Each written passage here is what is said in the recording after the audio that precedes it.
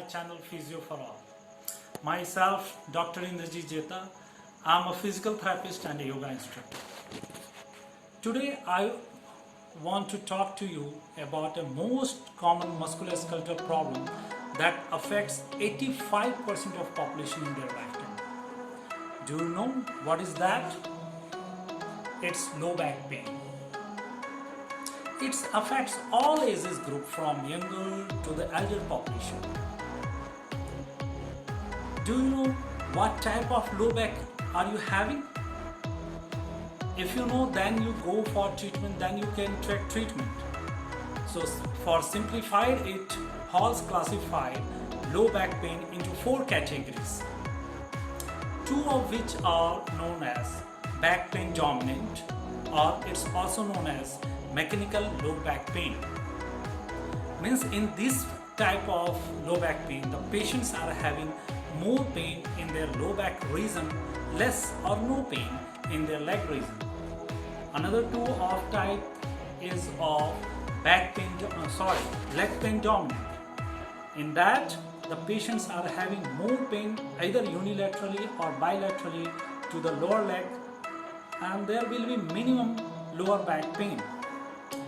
So in this video I am going to explain about the mechanical low back pain. You know, my brother, my friends, this mechanical low back pain counts 80% of the low back pain. So I am going to explain about the mechanical low back pain. Non-mechanical low back pain, that we'll discuss later on another video. But in this video, especially I'm going to explain about the mechanical low back pain. Pattern 1 of mechanical low back pain basically involved the disc. And the pattern 2 of the mechanical low back pain involved facet joint. So these are the main classification. Before going for the cause and treatment, I have explained about the classification about the mechanical and non-mechanical back pain. Further, we have to move what are the causes behind the mechanical low back pain. Very common cause are the traumatic. In traumatic injury, it may be either due to sports, maybe due to lifting of any heavy object. It may be caused due to twisting and turning, road traffic accident, one of the most common cause. And second cause is maybe repetitive strain injury. In repetitive strain injury, what happened? There is repeated movement related with your work. It may also caused by your overuse.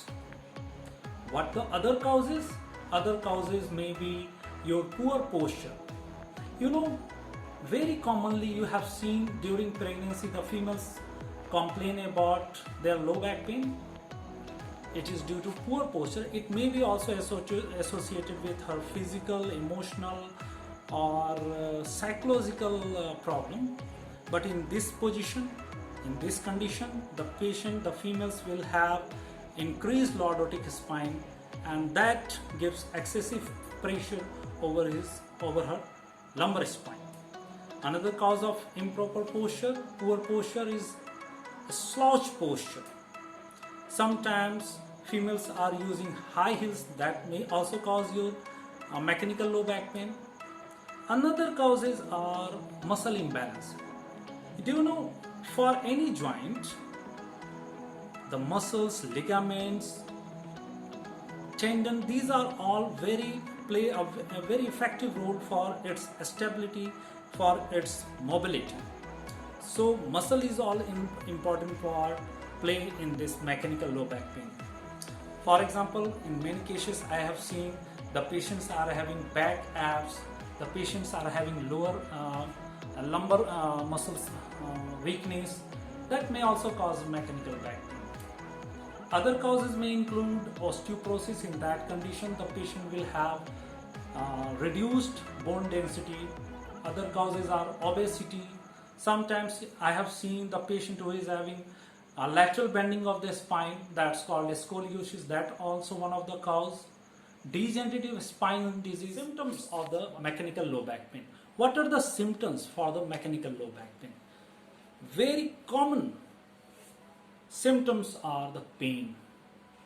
What's the pain? The pain may be either unilaterally or bilaterally to the spine, or it may a little bit radiate to the buttock region.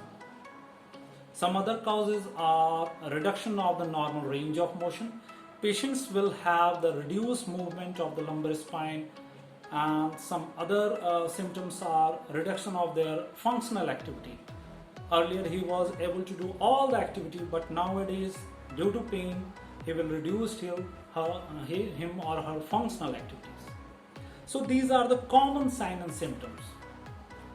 Now, one more classification of back pain, you can classify according to the duration of pain. The patient who is having pain within 15 days, that comes under acute pain. And the patients who will have the pain between 2 weeks to 3 months, that will categorize under subacute phase. And the last, if the patient who is having the pain more than 3 months, that will comes under chronic phase. So these are the classification. Why we have done this classification? Because the treatment will vary according to their phases. The patient who is having acute phase, that will have different type of symptoms, and that will have the different type of treatment. During the subacute phase, there are different treatment. Chronic phase, they will have some other symptoms and they will have the different treatments. So now, come for the important point which you all are waiting for. Friends, I know that you are waiting for the treatment. For treatment or before treatment, we have to consult an orthopedician or a physical therapist for a proper evaluation. Do you know, nowadays physiotherapists play a vital role for its treatment. They have multiple options to treat this type of patients. They are skilled in many techniques and approaches. So that's our part. But what's your role? What's the measure you can play? This I am going to explain. During the acute phase, you have to take care of your back. Means in that phase, you have to take care of your pain. For reduction of pain, what you have to do? Cryotherapy is the best choice. Second, rest for 2 to 3 days. Third, what you have to do? Avoid aggravating factor. And the fourth most, maintain a proper posture. So, do you know, earlier it was called rest for more than many days. That's not needed. I think more rest will rust your body. So that when you do this type of treatment and when you come out from the acute phase, so for those patients who is in subacute phase or chronic phase and who has less pain in acute phase, they may start some basic exercises. These exercises are very safe and effective. These exercises can be done as a therapeutic or a preventive measures. So I'm going to explain all these exercises, and I'm going to explain these exercises with a common repetition and counts. But it's your choice. If you are having any symptoms while doing these exercises, you can reduce your frequency, you can reduce your repetitions. Got it? So take care of your back. Now I'm going to explain all these exercises.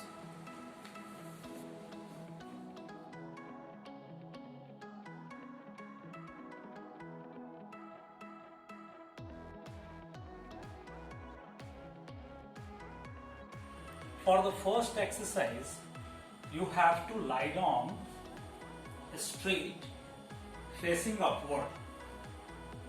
Bend your both the knees. This position is called crook lying position. Place your hand side to the body. Now, this first exercise is called pelvic rocking or called pelvic tilt.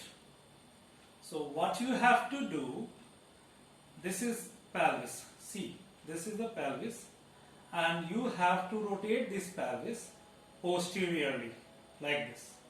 So how you have to do? This is the position and rotate your pelvis. See how I am rotating. See how I am rotating? I am rotating the pelvis like this. You can also add breathing pattern. When you exhale, you just tilt your pelvis posteriorly, hold it for 10 count, do normal breaths,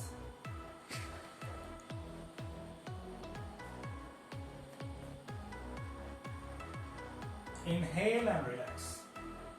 Got it? Once more, exhale, rotate your pelvis,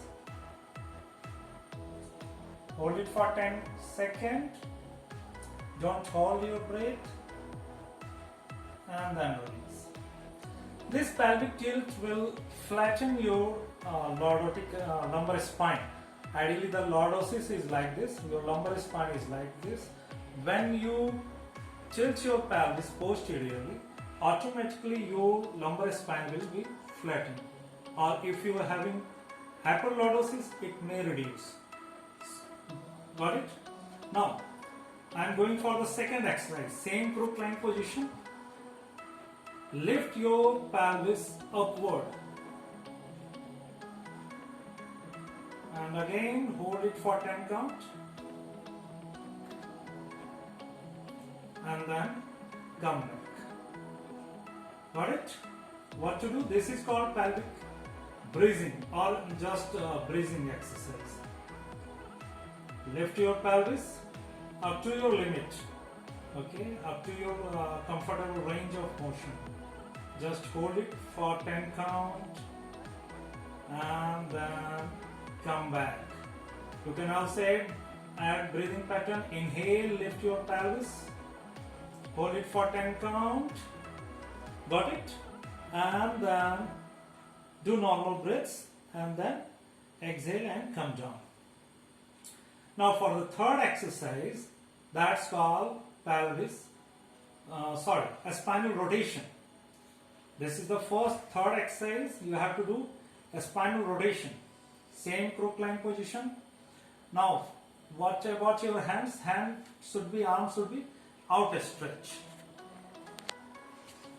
Now you have to rotate both the knees to the one side, either to the right or to the left.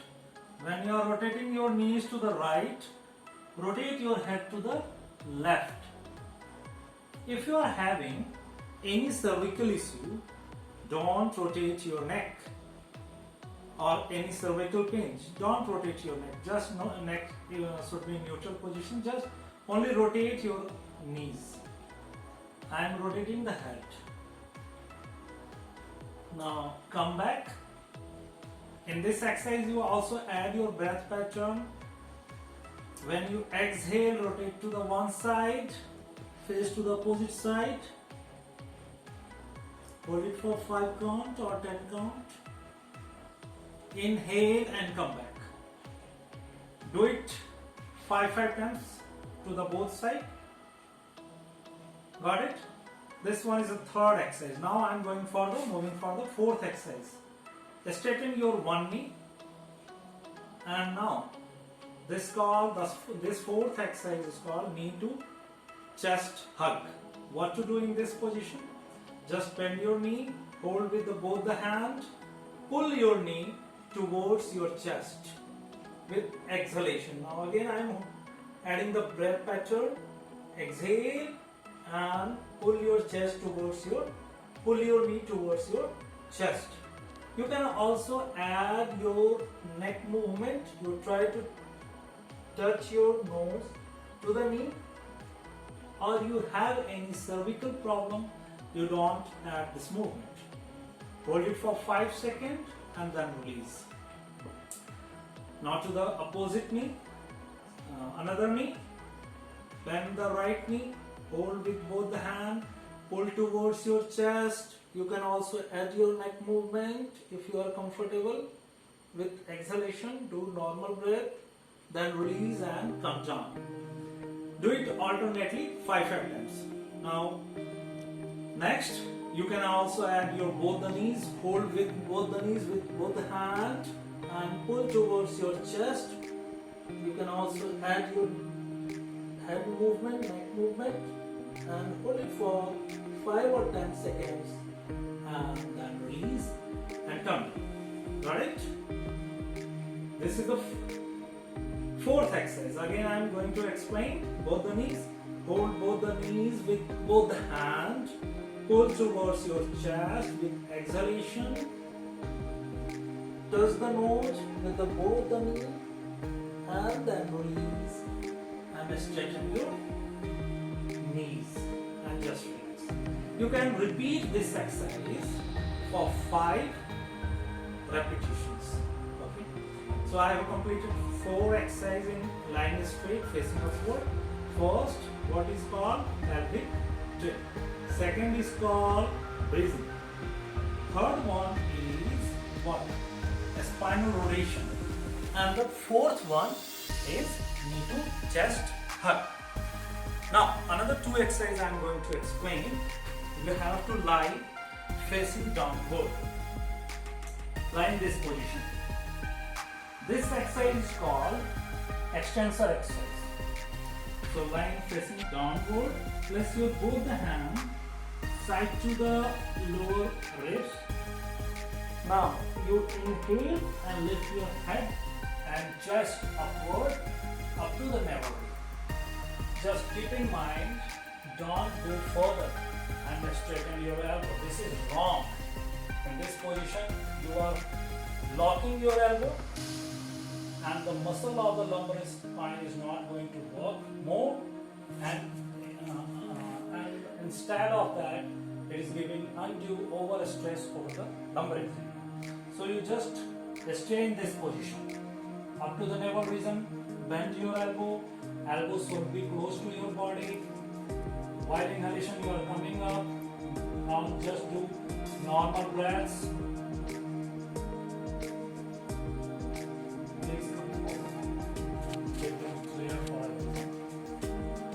Hold this position. That's good. Now you exhale and come down. Just relax. You can repeat this exercise for 5 repetitions. Another exercise for extensor I am going to explain what to do. You lie like this, both the hand one over another, and place your chin over the hand. Now for this exercise, go to the same position. I think that will be fine for you. Then what to do in this position? You have to lift your one leg upward about 20 to 30 degrees with inhalation. Hold it in this position and then come down. For the last exercise, same position. You have to lift your one leg upward up to 20 to 30 degrees with inhalation. Hold it for 10 counts and do normal breaths. Exhale and come down. Same with the other leg. Lift it up. Hold it for 10 counts with inhalation. Do normal breath in this position. Exhale and come down. Got it? Lift your leg with inhalation. 20 to 30 degree. Do normal breath. Exhale and come down. Do it alternately. 5 counts. So these are the 6 exercises which I have explained to you. These are the basic exercise, and in the next video I am going to show you some advanced exercises. I think this exercise you should do for when you become comfortable or confident or accustomed with these exercises. So you can start my advanced exercises in the next video I am going to show. Friends, if you like my video, please like it, share it, subscribe it, and don't forget to press the bell icon. Stay at home, stay happy, stay healthy, stay safe. Goodbye, take care.